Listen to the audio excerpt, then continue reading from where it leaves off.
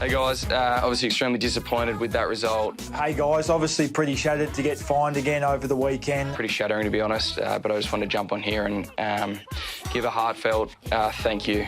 I just wanted to jump on here and give a heartfelt sorry. I can guarantee one thing, and that's when I'm back, I'll make sure I do this club proud. I can guarantee one thing is that it will not happen again. That'll be tough. Thank you guys very much for everything, and I'll be back out there soon. Again, thank you all for your support. Good, clean fun or childish antics? Childish antics. Some good trolling. Everyone would have thought it would be Toby Green. So, righto, Toby's back with us on 360. Toby, good to have you back. Hey boys, how you going? Very well. And Tex Walker's with us over in Adelaide. Tex, great to have you on 360. G'day, Jared. G'day, Robbo. How would you describe relations between the Giants and the Swans right now, Toby? Oh, they're okay. They're never flying high, but I think we're on decent terms. So yeah, and I think it'll just stay that way for a long period of time. Are you great mates with Isaac Heaney, or is that made up? No, he's a good mate. No, we're on tomorrow. We got our camps together tomorrow. So no, he's certainly a good mate. Did you give him the heads up? I warned him that there was a video coming. I didn't actually show him the video, so it might have been misinterpreted that. I didn't actually let him know what was coming. Tex, have you ever trolled Port Adelaide? I reckon we've had our fair share of misdemeanours over the time. They don't like being called Port Power, but I think are they still the Power or are they Port Adelaide? I'm not too sure, to be quite honest, but we've had a bit of fun over the journey. You were once asked not to refer to them in a certain way, and that just ensured that you would forevermore? Don't tell me to do something, Jared. I might have to do the opposite. But no, it's always good fun and creates a bit of banter amongst both supporting groups. So it's always good fun. All right, let's get to the serious tonight, the dangerous tackle. So 1 of 2. Charlie Cameron's suspension has been upheld for 3 weeks. Toby Bedford's case is before the tribunal tonight. So what do you know? A Toby in strife at the tribunal from the Giants, and it's not ours. So Toby, how do you regard maybe the Bedford tackle first?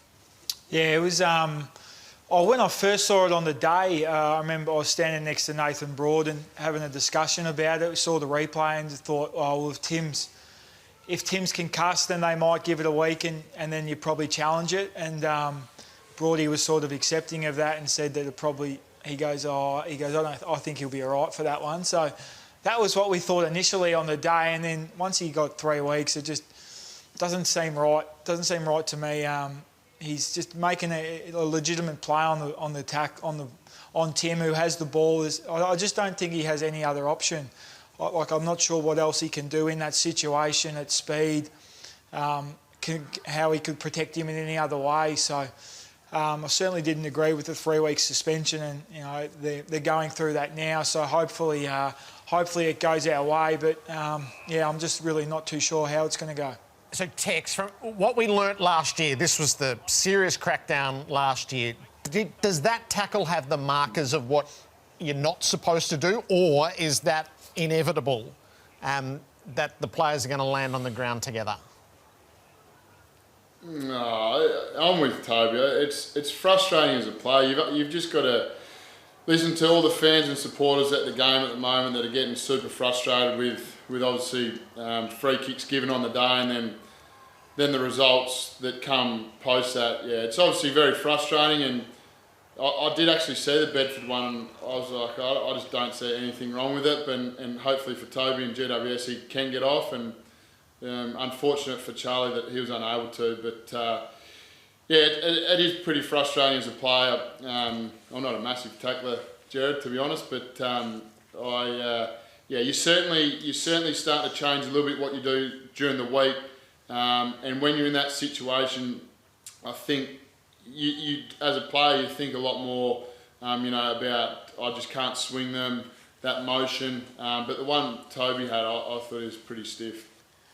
Toby, as a player, as a senior player and a custodian, one of the senior custodians of the game right now, do you believe that the players should make a stand here and go to the Players Association or go to the AFL and say, hey, give us some guidance here, because we're all confused.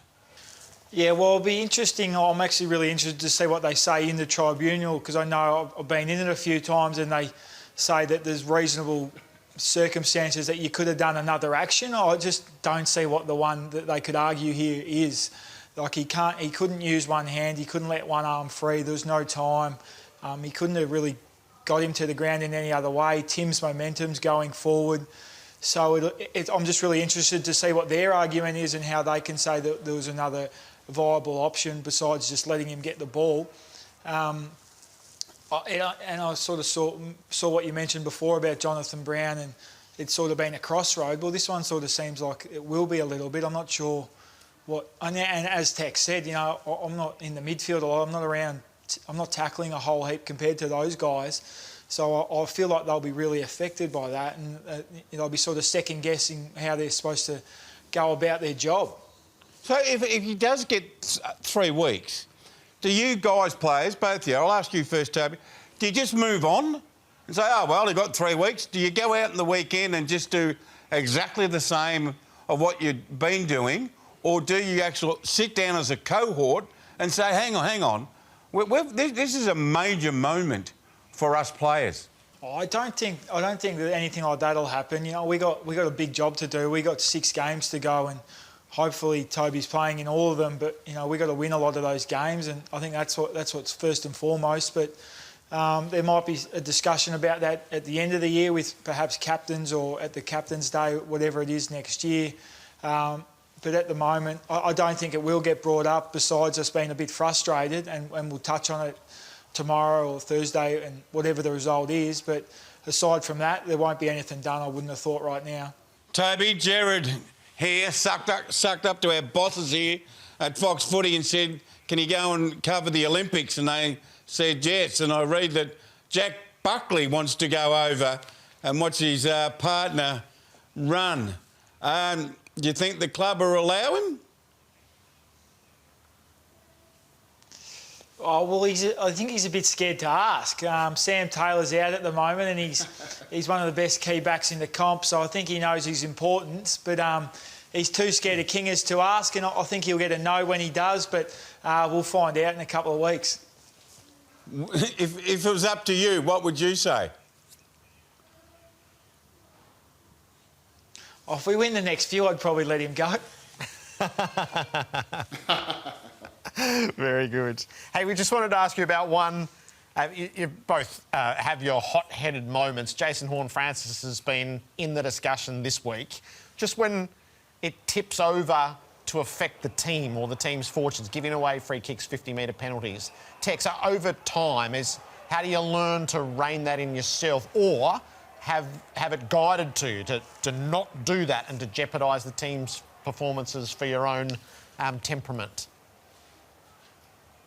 I look at it as a positive for Jason Horne-Francis. Obviously, he's a very good player, so teams are now... We do it when we play him. He's a very good player. You need to put attention into the good players, and I'd imagine the guys like, you know, Connor Rosie and Zach Butters and guys like Travis Boak will be having the conversations with him to probably rein it in a little bit. But I don't know, it's part of life, Jared. You know, you stuff up and that's how you learn. So I'd imagine he'll be looking forward to this week and letting his football do the talking, because he's a super player, and I'm looking forward to watching him for another 10 or 15 years. He's a superstar of our game.